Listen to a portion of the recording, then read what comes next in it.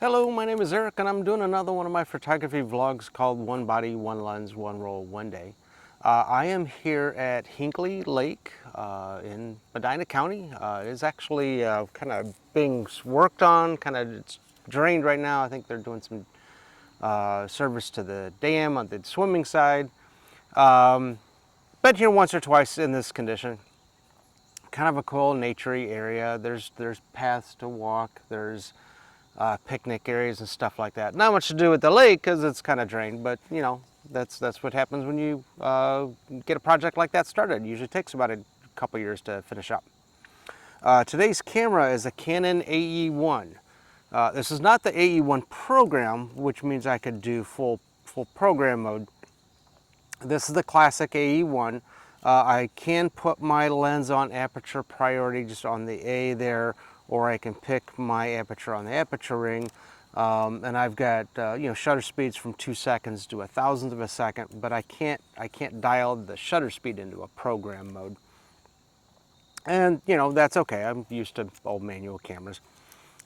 This has the 28mm 2.8, so it doesn't have the classic 50, just because of the fact that the 50 I had access to was not locking. It had an issue on it, so I grabbed a 28. So it's gonna be a little bit more wide. All manual. Canon AE-1s, the A1s, F1s, AVs, ATs, all used a lens mount, the T series, the T50, 70, and 90, all used a lens mount called the FD mount. It's kind of more of a all mechanical bayonet mount, kind of like the Pentax stuff or the Nikon stuff. You know, match up your red dots and it kind of clicks in. There's no autofocus, so no electronics, just an all mechanical grab.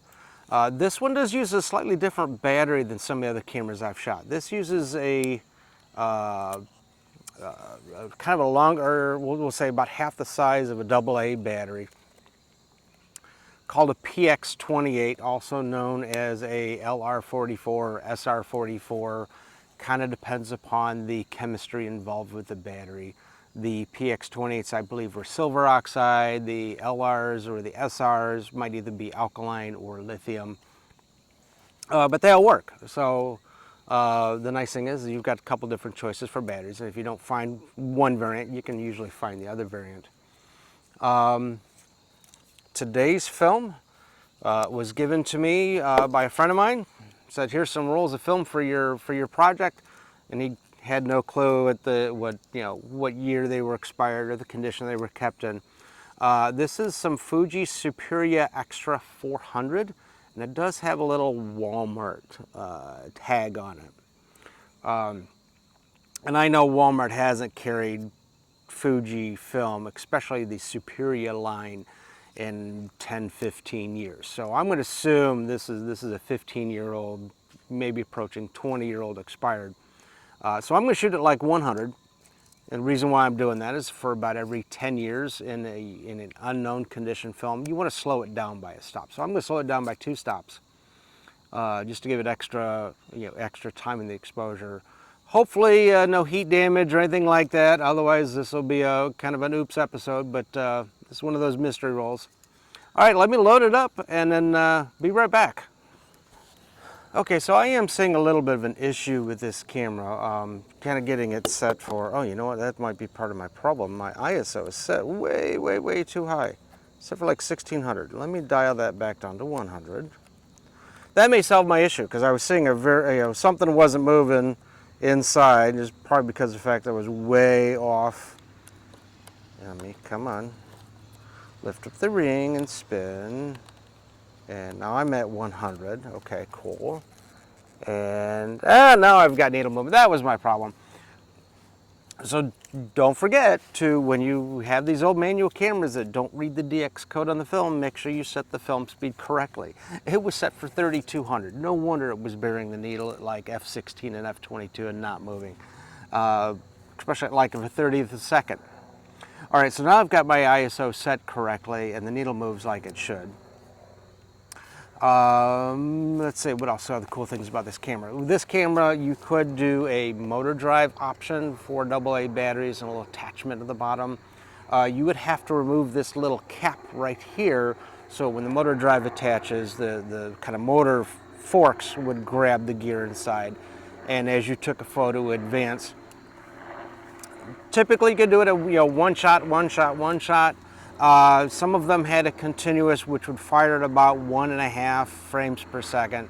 Nothing really fast. Some of the Nikons, I think, instead of we'll call a motor drive, had a power drive. Power drive usually had like maybe 6 batteries instead of 4, and could maybe get to about a 3 frame per second, because it had extra juice in the drive. This camera does have in the back kind of like a little pocket thing, and when you buy fresh film in a box, so let's say fresh film in a box, you would actually pull off this end tab, tear it off with the name of the film that's on it, and then you could slide it down the pocket so you knew what film you had, whether you had color or black and white, and how many exposures you had. So if you put the camera away for a bit, you go like, oh hey, it's roll of black and white, 24 exposures, but I'm only in shot 12, so you knew you were halfway through.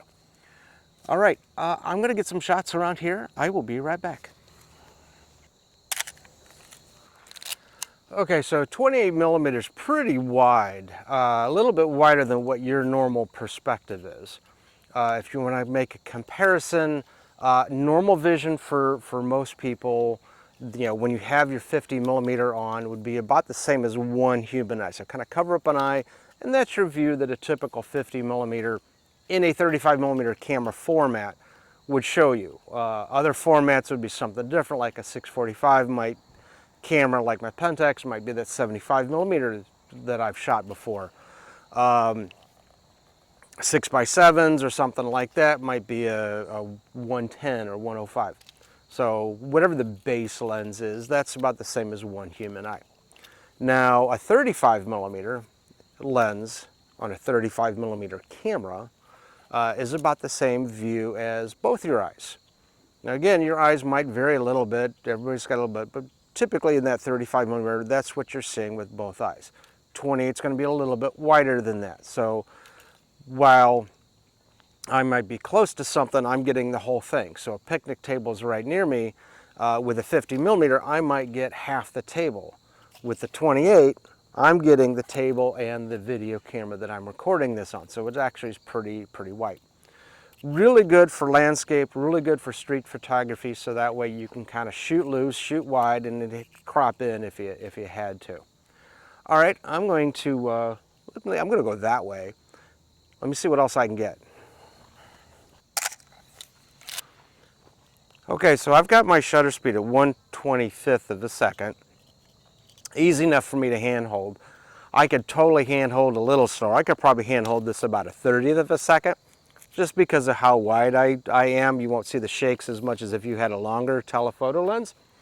And at 125th of a second, I'm getting about f11, so I'm nice, pretty deep. My lens is on the auto aperture. I'm letting it pick.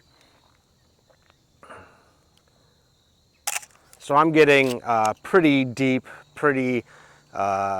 focus, pretty fast shutter speed. Everything should be nice and sharp unless I screw up the focus, which, I've done that before. All right, let me see what else I can get.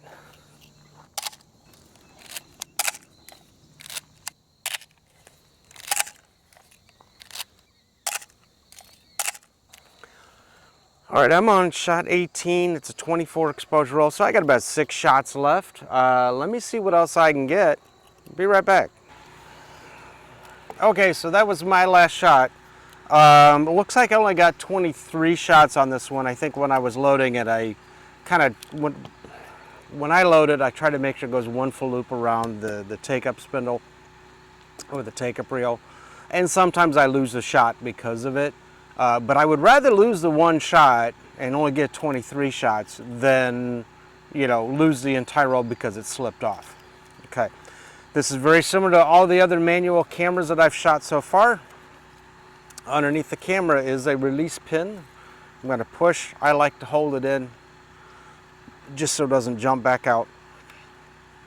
Grab your rewind arm and rewind.